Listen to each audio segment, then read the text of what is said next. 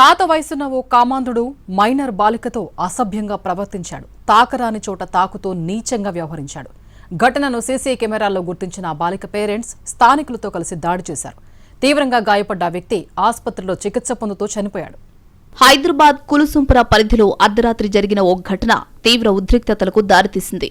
రెండు వర్గాల మధ్య ఘర్షణకు కేంద్ర బిందువుగా మారింది.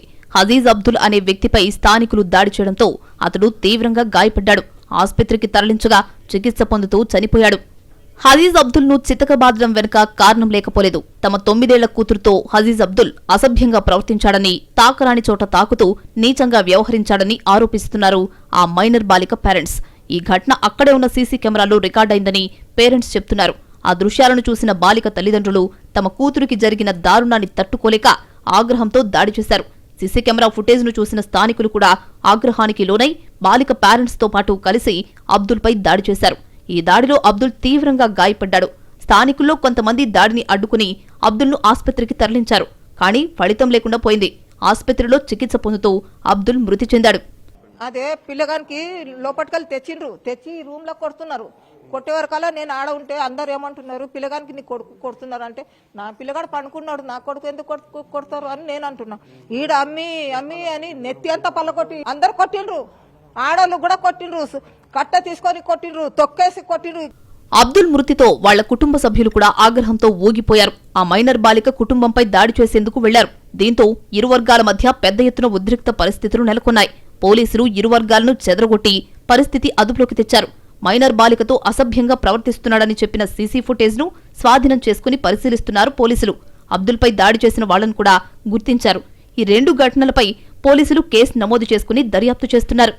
అజీజ్ అహ్మద్ అతని ఒక పాప వైపులో మిస్యూజ్ చేస్తాడు. ఆమెను